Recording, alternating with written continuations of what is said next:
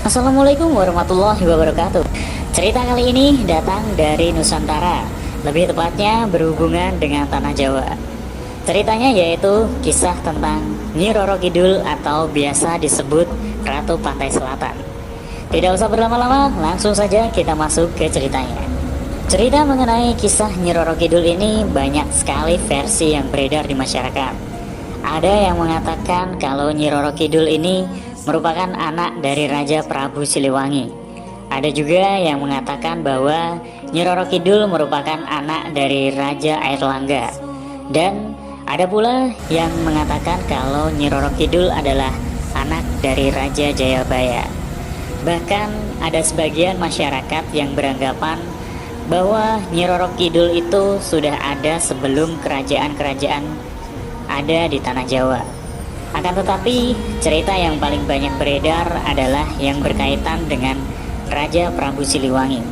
Yang pasti tinggal keyakinan teman-teman saja mau percaya dengan versi yang mana. Nyi Roro Kidul atau biasa disebut Ratu Pantai Selatan merupakan seorang wanita cantik yang berbusana seperti busana seorang wanita kerajaan, yang memiliki busana berwarna hijau.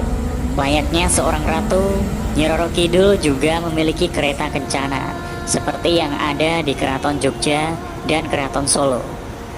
Karena Nyi Roro Kidul merupakan seorang ratu, Nyi Roro Kidul memiliki kerajaan yang cukup besar sekali, dari ujung barat Pulau Jawa sampai dengan ujung timur Pulau Jawa, yang itu tentunya berada di tengah-tengah Laut Selatan yang bertepatan dengan samudera.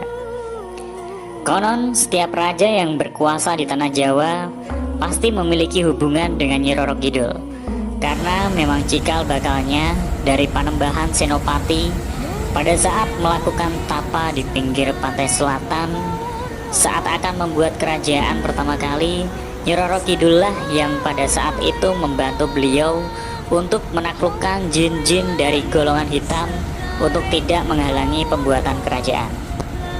Suatu ketika pada saat adanya perebutan kekuasaan dan pada saat itu penyebaran agama Islam sudah mulai pesat, ketika itu Sunan Kalijaga, salah satu dari 9 wali, sedang melakukan syiar agama Islam. Dan pada saat itu beliau sedang melakukan perjalanan ke arah selatan. Kebetulan pada saat itu sedang terjadi wabah penyakit yang melanda di daerah kisaran pantai selatan. Sunan Kalijaga pun mulai melihat keadaan masyarakat yang ada di sana. Setelah ditangani oleh Sunan Kalijaga merasa ada hal yang aneh yang terjadi kepada para warga di sana. Beliau mendapat isyarat kalau yang melakukan ini merupakan penguasa yang ada di pantai selatan ini. Setelah Sunan Kalijaga mendapatkan isyarat itu, Sunan Kalijaga akhirnya melakukan pertempuran dengan Nyi Roro Kidul atau Ratu Pantai Selatan. Awal pertempuran itu tidak ada yang menang. Sunan Kalijaga mengakhiri sementara peperangan itu dikarenakan beliau khawatir kalau diteruskan akan terjadi banyak kerusakan yang cukup parah di kawasan tersebut. Akhirnya mereka sepakat untuk berhenti sejenak untuk berperang. Saat berhenti sejenak itu, Sunan Kalijaga bermunajat meminta petunjuk kepada Allah Subhanahu wa Ta'ala untuk mengalahkan Nyi Roro Kidul. Beliau mendapat isyarat kalau ingin mengalahkan Nyi Roro Kidul harus menghatamkan Al-Quran. Setelah beliau menghatamkan Al-Quran, beliau beserta sunan-sunan yang lain membuat senjata untuk menaklukkan Nyi Roro Kidul. Senjata itu berupa rompi yang diberikan doa-doa khusus. Rompi itu bernama Rompi Ontokusumo. Saat pertarungan dimulai kembali, Sunan Kalijaga memakai Rompi Ontokusumo untuk mengalahkan Nyi Roro Kidul. Dan benar saja, Nyi Roro Kidul kewalahan saat melawan Sunan Kalijaga. Akhirnya Nyi Roro Kidul memilih untuk berhenti bertarung dan menyerah kepada Sunan Kalijaga. Saat Nyi Roro Kidul menyerah, Sunan Kalijaga meminta agar penduduk di kisaran pantai selatan dihilangkan dari wabah penyakit yang merebak. Dan Sunan Kalijaga juga meminta agar Nyi Roro Kidul jangan lagi mengganggu masyarakat sekitar pantai selatan. Akan tetapi permintaan yang kedua dari Sunan Kalijaga ini tidak langsung diterima oleh Nyi Roro Kidul, dikarenakan Nyi Roro Kidul ternyata mulai menyukai Sunan Kalijaga. Ternyata Nyi Roro Kidul meminta syarat kepada Sunan Kalijaga. Kalau beliau mau memenuhi syaratnya, maka syarat yang diajukan oleh Sunan Kalijaga akan dilakukan dan dipenuhi oleh Nyi Roro Kidul. Dan Nyi Roro Kidul juga akan membantu dan menolong masyarakat sekitar pantai selatan jika ada musibah menimpa. Setelah dipikir sejenak, Sunan Kalijaga menanyakan syarat dari Nyi Roro Kidul. Sunan Kalijaga bertanya, "Apa syarat yang kau minta?" Nyi Roro Kidul menjawab, "Syarat yang kuminta cukup sederhana. Nikahilah aku. Aku berjanji setelah kamu menikahiku, aku akan menuruti semua keinginanmu. Dan juga aku akan membantu warga sekitar sini jika mereka tertimpa musibah." Setelah mendengar apa yang diminta oleh Nyi Roro Kidul, Sunan Kalijaga cukup kaget mendengarnya.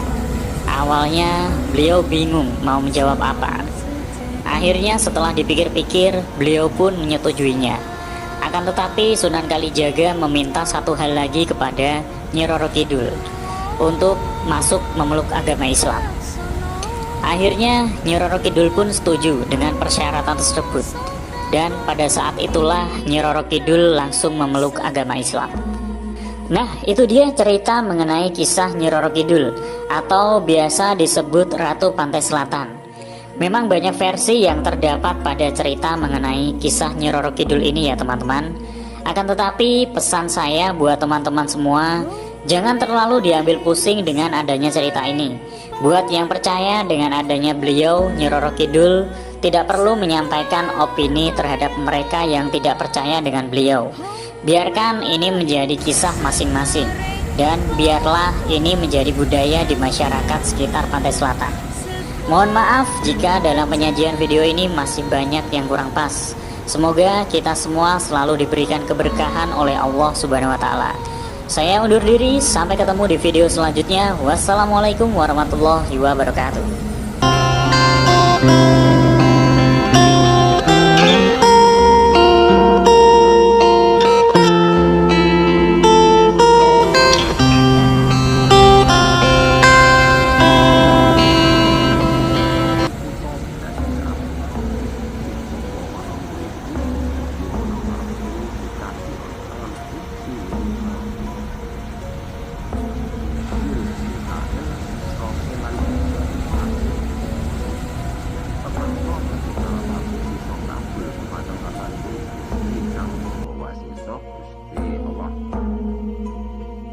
Man Sulaiman putrane Nabi Dawud kalian Dewi Uria kang mertapa ana ing gunung Bulking Majapahit sing inggih sangka bali kading kang panjenengan sukma kang babu marang sang kristal ana musuh dan lewat ana satu kali kadang lumantu selamat tetep bakal selamat sampai kepada bidang lanjut.